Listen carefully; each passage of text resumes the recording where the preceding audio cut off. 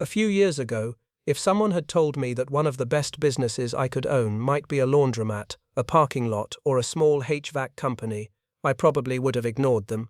Those businesses sounded boring. I was much more interested in the companies everyone seemed to celebrate online. Software startups, new apps, artificial intelligence platforms, businesses built around the idea that if I found the right trend early enough, I could grow incredibly fast. That was the image I had in my head. I thought entrepreneurship was about inventing something new. Then I started looking at the numbers, and the more small businesses I studied, the more I realized I had been asking the wrong question. I kept asking myself what business could become huge. I should have been asking what business could reliably make money. That difference completely changed the way I looked at entrepreneurship. Because a startup can have an incredible idea, attract attention, hire employees, raise money, and still spend years without producing $1 of profit. Meanwhile, somewhere across town, somebody I have never heard of might own 3 laundromats, 2 small parking lots, or a local HVAC company that quietly produces cash every week. There is no viral product launch, there is no billion-dollar valuation, there might not even be an impressive office. But there are customers, and customers keep paying. That is why I became interested in entrepreneurs like Ethan Parker.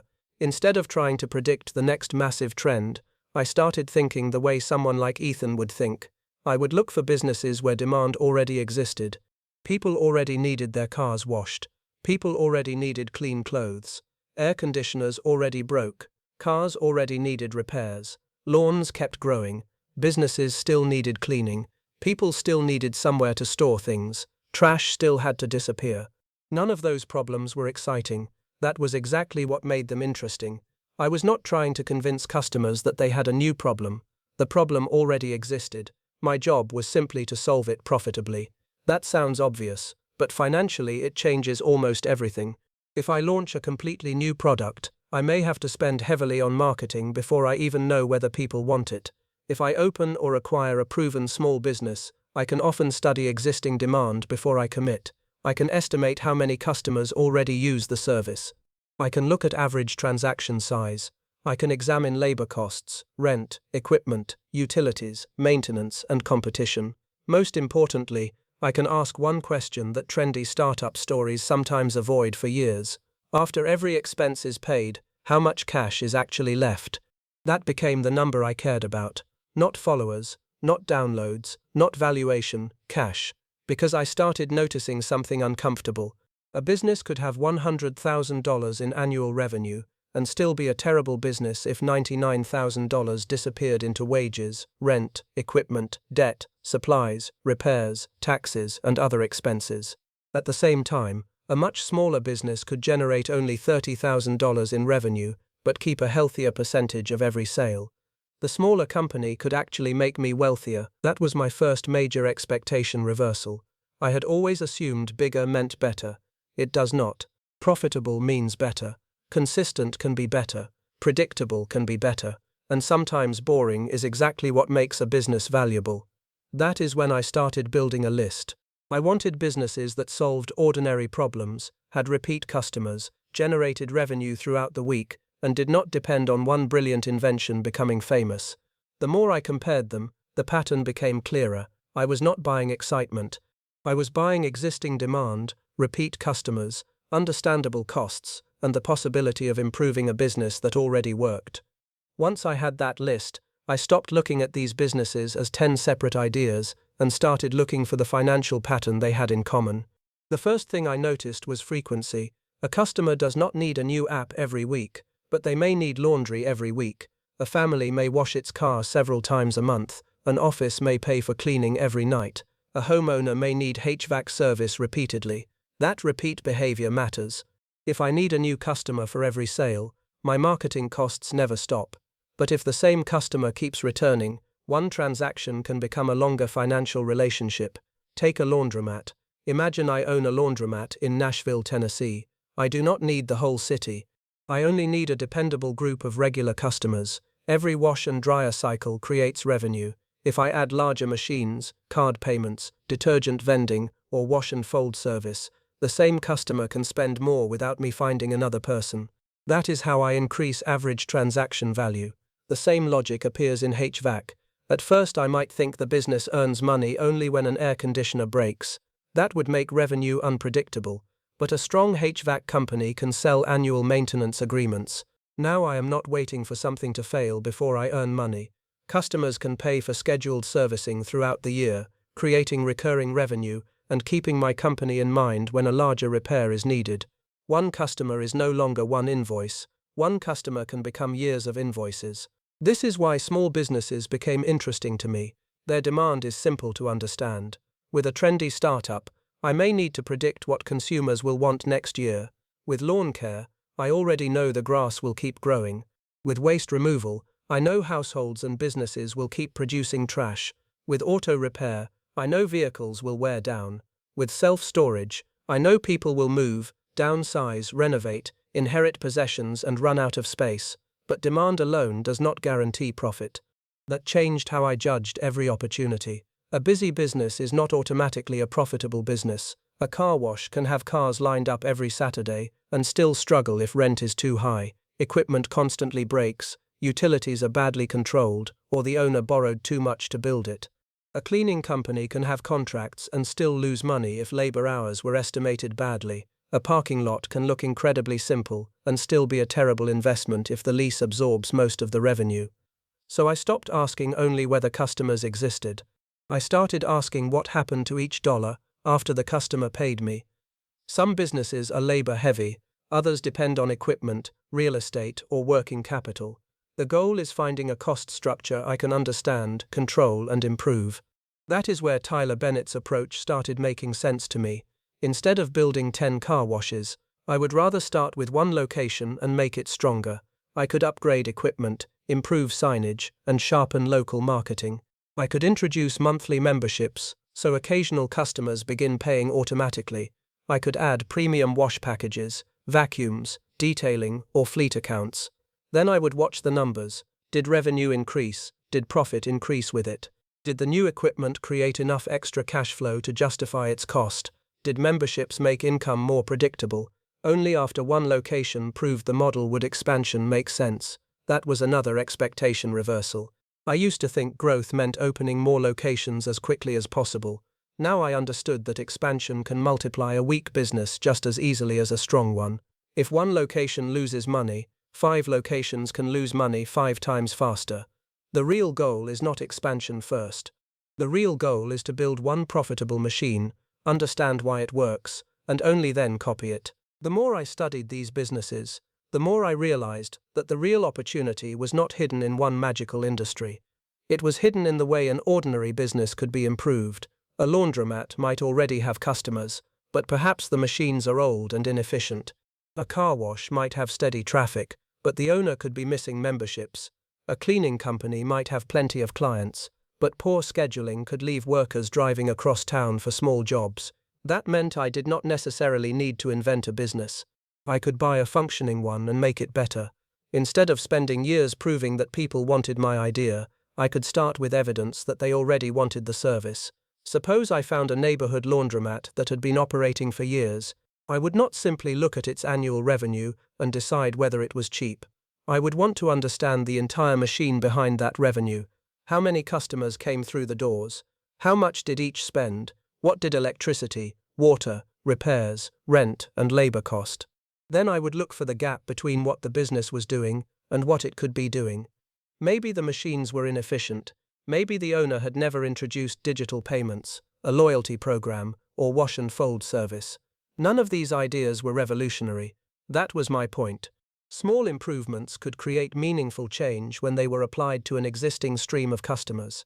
I started seeing the same opportunity in vending machine operations. The machine itself is not the business. The business is the location. A vending machine in a quiet location can earn almost nothing. Put the same machine where people pass through every day, and the economics can change completely. The lesson was becoming obvious. In many small businesses, the asset is only part of the equation. Location, customer frequency, pricing, costs, and management determine whether that asset produces cash. Self-storage made the same point in a different way. Once the facility exists, each unit can produce recurring monthly revenue. I do not have to sell the same storage unit from scratch every morning. The customer pays to keep using the space. But even here, I could not confuse recurring revenue with guaranteed profit. There are property taxes, security, maintenance, insurance, utilities, financing, and vacancy. If too many units remain empty, the revenue disappears while many expenses continue. That is why I kept coming back to the same principle. I was not looking for businesses that sounded passive. I was looking for businesses where economics could become predictable. That distinction became even more important when I looked at service businesses like HVAC, cleaning, lawn care, auto repair, and waste removal. These companies may depend on people doing physical work, but they can create recurring relationships. An HVAC company can sell maintenance agreements. A cleaning company can sign recurring commercial contracts. A lawn care company can service the same properties throughout the season. A waste removal company can collect recurring payments from customers who need the service every week. An auto repair shop can build a reputation that brings customers back. These businesses have competition. They absolutely do. The opportunity is that customers often choose based on reliability, convenience, reputation, and availability, not because someone invented a completely new technology. That gave me a more realistic definition of a good small business. It did not have to be exciting. It needed customers who kept coming back, costs I could understand, enough margin to absorb mistakes, and realistic ways to become more efficient over time. And once I understood that, I could finally see why someone might choose a boring business over a trendy startup. The boring business may already generate money. The startup is still trying to prove that it can. That was the point where I started looking at ownership differently. I had spent so much time thinking about the product that I had almost ignored the system around the product. But in a small business, the system is where the money is made. A customer walks in, pays, and leaves. That is the visible part. Behind that transaction is everything I have to manage: the price I charge, the cost of delivering the service, the employee who performs the work, the equipment that eventually needs repair, the rent that arrives whether customers show up or not, the taxes, the insurance, the debt payment, and, most importantly, the cash that has to remain in the business after all of that. That changed the way I thought about buying a business. I could not simply look at a company and say, this business makes a lot of money. Revenue was only the beginning. If a laundromat generated $40,000 in annual revenue but consumed $35,000 through rent, utilities, repairs, payroll, supplies, and other operating costs, the business was not producing $40,000 for me. It was producing $5,000 before considering the rest of the financial picture. That was the number I needed to understand. And then came the next question: could I make that number larger without destroying the business? This is where simple businesses become surprisingly interesting. I could increase prices carefully. I could reduce wasted labor. I could automate payments. I could negotiate better supplier terms. I could improve scheduling. I could introduce memberships. I could add services that existing customers were already likely to buy. None of those changes sounded revolutionary. But if I could add $2,000 of annual profit to an existing business without spending $10,000 to do it, I had created something valuable. That is a completely different mindset from chasing a startup valuation. I was no longer asking how quickly I could make the company look big. I was asking how efficiently I could make the company produce cash. That distinction became especially important when I thought about debt. Buying a small business often requires capital. Maybe I use my own savings. Maybe financing is involved. Either way, the business has to generate enough cash to cover its obligations.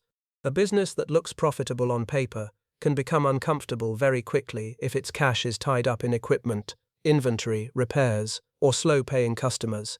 So I started treating cash flow as the oxygen of the business. Profit tells me whether the model works.